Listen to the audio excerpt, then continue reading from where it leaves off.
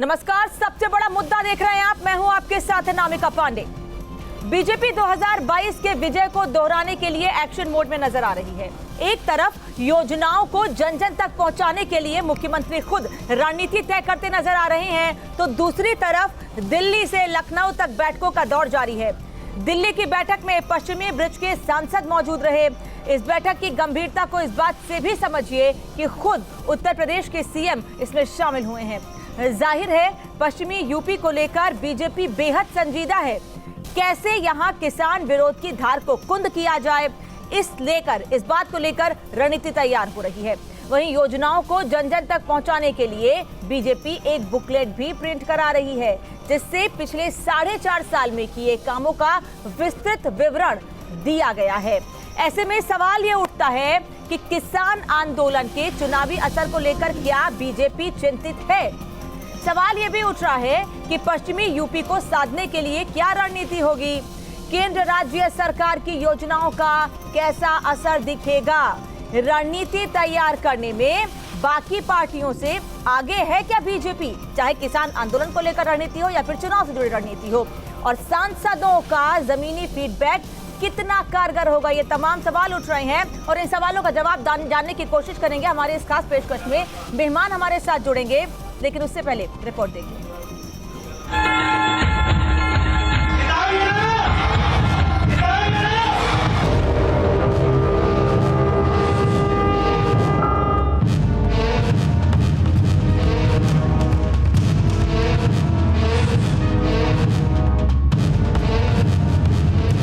2022 को जीतने के लिए बीजेपी की तैयारियां लगातार चल रही हैं।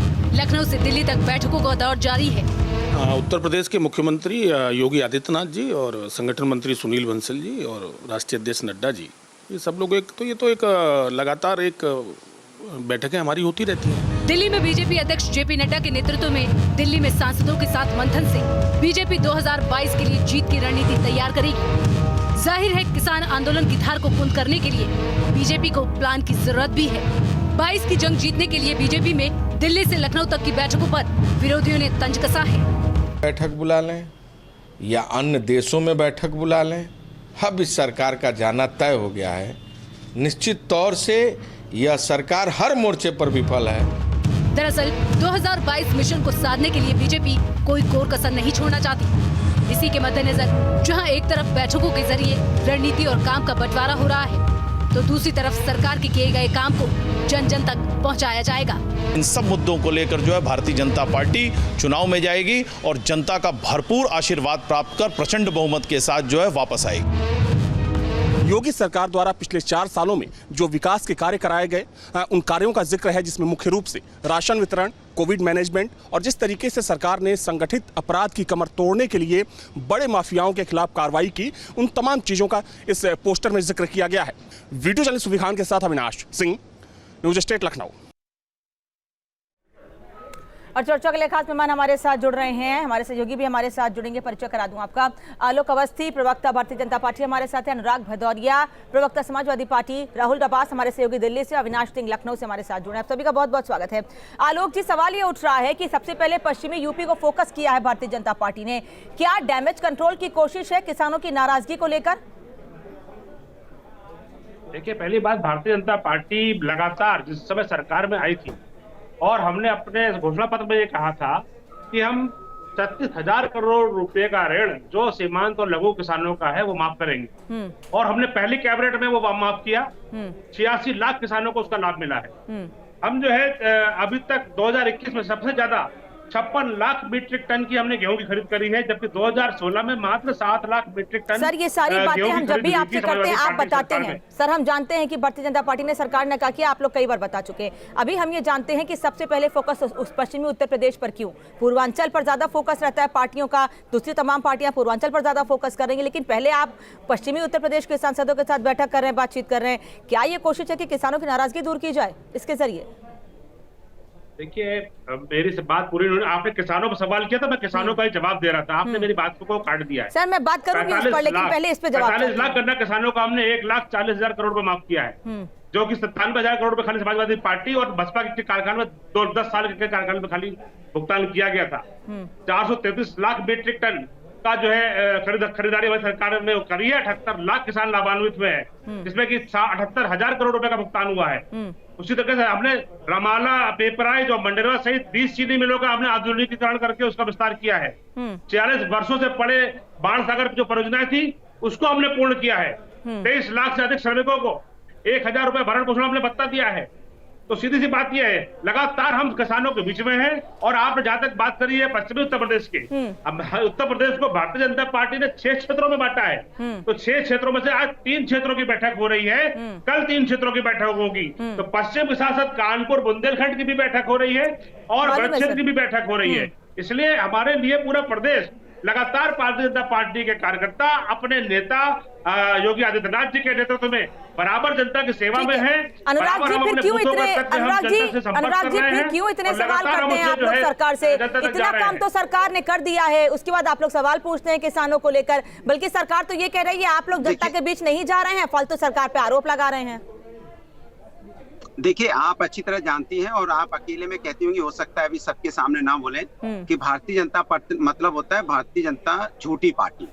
ये भारतीय झूठी पार्टी है ना, जुमलेबाज पार्टी है। आप अच्छी तरह जानते हो। किसानों के लिए दाव भर रहे हैं। किसान यहाँ धरने पे बैठा है, 700 ज्यादा किसानों की मौतें हो गई। किसान जो अन्नदाता बोला जाता है, किसान का वेद पुराण में भी किसानों का, कृषक का सम्मान है। और भूमि पूजन जिसको हम लोग यहाँ पे भगवान प्रभु राम भी माना करते थे और प्रभु कृष्ण ने भी इसकी कृषक को माना था। और यही हिंदुस्तान, किसान सिर्फ यहाँ पे अनाज पैदा नहीं करता है, किसान यहाँ पे गांव में संस्कृति और संस्कार भी पैदा करता है, जो आईना होता है किसी भी देश के लिए। और गांधी जी क्या कहते थे कि भारत गांव में बसता है। तो भारत गांव में बसता है, तो गांव का किसान परेशान है। गांव किसान के लोगों की लगातार मौतें हो रही हैं, वो आत्महत्या भी कर रहे हैं और साथ ही धरना प्रदर्शन कर रहे हैं। 8 महीने से बैठे हुए हैं कि भाई मेरे साथ क्यों अन्याय कर रहे हो, मुझे नई बिल चाहिए जो बिल देना चाहते हो। उसके बावजूद भी आप कुछ धरना सेठों की मदद करने के चक्कर में आप किसानों को हत्या करने पे ये पाप जो भारतीय जनता पार्टी कर रही है 2022 में, इस पाप की उनको सजा मिलेगी। ये पाप के भागीदार हैं। भगवान को भी माने, कृषि प्रधान, कृषि का सम्मान करते थे, कृषि का सम्मान करते थे। वेद में कृषि का सम्मान है, किसान का सम्मान मतलब देश का सम्मान, किसान का अपमान मतलब देश का अपमान, किसान की हत्या मतलब 33,000 करोड़ रुपए का बकाया भुगतान करके चले गए थे। आपके राज में 19 चीनी मिलें बंद हो गई। किसानों का अपमान, आपने किसानों के लिए क्या किया? किसानों की आपने तो खाली जमीनों पर कब्जे कराए, गुंडागर्दी कराई। गुंडागर्दी कराने का सबसे बड़ा जो है आपका इतिहास रहा है। आज भी आपके भूमाफिया जेल के अंदर है, चाय के लिए है। अनुराग जी, आजादी की लड़ाई में सवाल ये भी है ना, अनुराग जी, आलोक जी सवाल ये भी कर रहे हैं, अनुराग जी, आलोक अवस्थी साहब सवाल ये भी कर रहे हैं काउंटर हो रहा है कि आखिर आपकी सरकार ने किसानों के लिए क्या किया था? सर, बीजेपी का सवाल आपसे पूछ रही है ना कि आपने किसानों के लिए क्या किया था? आप कितना जनता के बीच जा रहे हैं? आप विपक्ष में हैं, आप विपक्ष में हैं, कितना जनता के बीच जा रहे हैं? घूम रहे हैं, वो घायल अवस्था में पड़े हुए हैं। 42,000 अपराधियों में हमने डेटेक्शन लगाया है और उनको 889। सर, दोनों लोगों की आवाज नहीं पहुंच रही है बिल्कुल। सर, दोनों लोग अगर पैरेलल बोलेंगे बिल्कुल भी समझ में नहीं आएगा कि आप लोग क्या कह रहे हैं। चलिए वापस पहुंचेंगे, अनुराग जी से सवाल फिर से लूंगी। आलोक जी भी लगातार जुड़े, राहुल अब्बास दिल्ली से, अविनाश लखनऊ से भी हमारे साथ हैं। राहुल, दिल्ली के कॉन्स्टिट्यूशन क्लब में ये बैठक चल रही है, कल भी बैठक होनी है, 2 दिन बैठकों का आयोजन है। आलोक जी कह रहे हैं भारतीय जनता पार्टी ने उत्तर प्रदेश को 6 भागों में बांटा है, 3 भागों की बैठक आज है, 3 भागों की बैठक कल होगी। लेकिन सवाल यही है कि आज पश्चिमी उत्तर प्रदेश पर फोकस है ज्यादा, ऐसा क्यों और क्या है बैठक में खास आज? अयोध्या में गोली चलवाने वाले, किसान राहुल अंदर साधुओं को लाठियों से पिटवाने वाले, अरे अयोध्या के अंदर जो है भगवान राम जन्मभूमि की परिक्रमा को रोकने वाले, किस मुंह से चुनाव में जाओगे? राहुल, आवाज पहुंच रही है अब तक मेरी? चलिए राहुल से बात करने की कोशिश करेंगे, अविनाश का रुख कर लेते हैं। लखनऊ से अविनाश भी हमारे साथ जुड़े हुए हैं। अविनाश, बैठक दिल्ली में हो रही है, असर लखनऊ तक देखने को मिल रहा है उसका?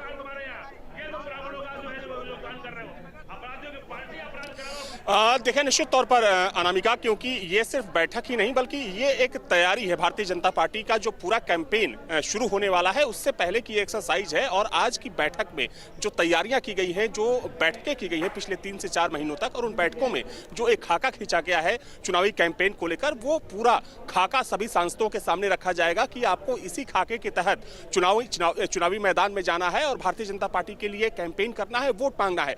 तो ये पूरी कह सकते हैं कि एक प्लानिंग है।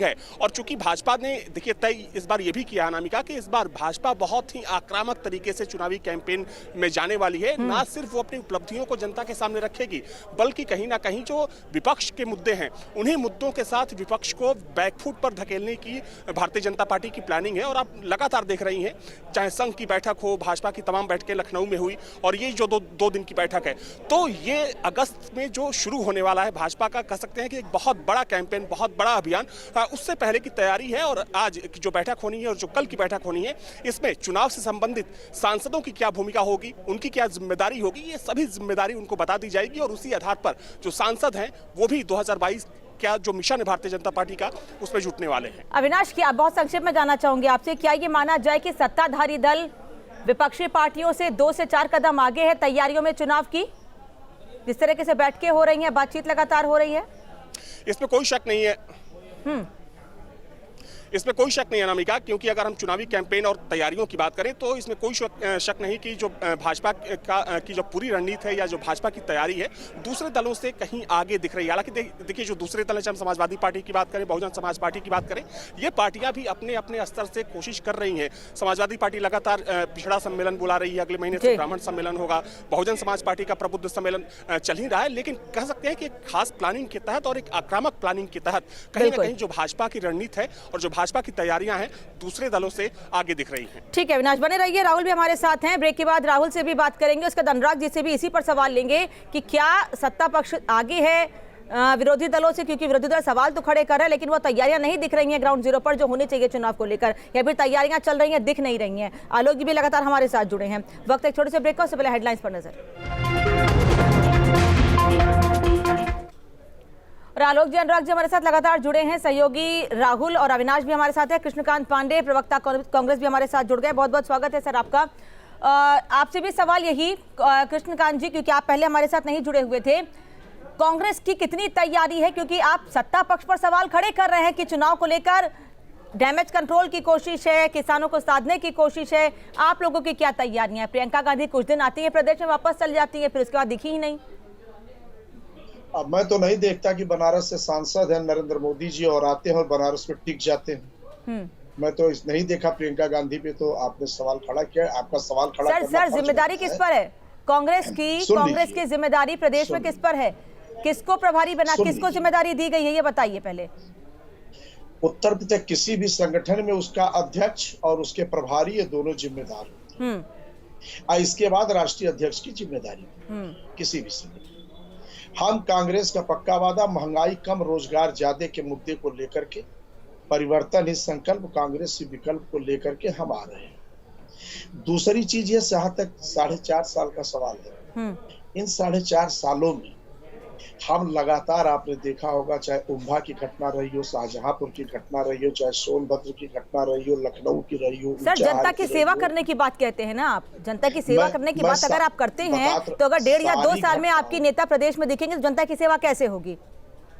1.5 साल के बीच में बनारस के सांसद आए थे क्या बनारस? सर मैं आपसे सवाल पूछ रही हूँ, उनसे सवाल पूछ रही हूँ ना, मैं जो आपसे पूछ रहे हैं उस पर जवाब दीजिए। मैं उनसे पूछ रही हूँ उनसे सवाल। 1.5 साल नहीं, आपको भी तो पता है कि 1.5 साल कोरोना काल रहा है। ठीक है। और उस कोरोना काल में भी हम गांव तक वर्चुअल मीटिंग के माध्यम से प्रियंका जी यही तो दिक्कत है, वर्चुअल के माध्यम से जुड़ते हैं, जनता के बीच नहीं जा रहे हैं। राहुल डबास, बैठक में क्या चल रहा है?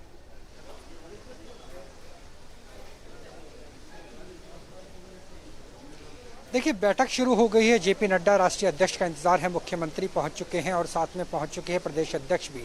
लगभग 40 सांसद हैं। तीनों मंडल को अगर मिला लिया जाए, पश्चिम के साथ ब्रिज और ब्रिज के साथ कानपुर यानी बुंदेलखंड को जोड़ लिया जाए, और बैठक में महत्वपूर्ण जो मुद्दे रहेंगे वो सबसे महत्वपूर्ण ये रहेगा कि एमपीज़ की तरफ से क्या कहा जाता है, क्योंकि पश्चिमी उत्तर प्रदेश अनामिका और पश्चिमी उत्तर प्रदेश इस लिहाज से महत्वपूर्ण है क्योंकि वहीं पर ही किसान आंदोलन का सबसे ज़्यादा असर रहा है। ऐसे में किस तरीके से रहेगा, आप यहाँ पे देख सकते हैं के जो नेता हैं वो लगातार पहुंच रहे हैं, लेकिन जो असर है किसान आंदोलन का वो कैसा रहेगा? दूसरा, जो अधिकारी है क्या वो सांसदों की, क्या वो पार्टी के नेताओं की बात सुनते हैं, नहीं सुनते हैं? ये कम्युनिकेशन होगा, यानी सांसद अपनी अपनी समस्याएं बताएंगे जिसे 6 महीनों के अंदर निदान करना होगा, क्योंकि 6 महीने के अंदर चुनाव में जाना है। 6 महीने के अंदर चुनाव है। धन्यवाद आपका राहुल अविनाश जानकारी के लिए। धन्यवाद कृष्णकांत जी आपका भी, आलोक अवस्थी जी आपका भी, अनुराग जी आपका भी जुड़ने के लिए, समय देने के लिए। खास पेशकश में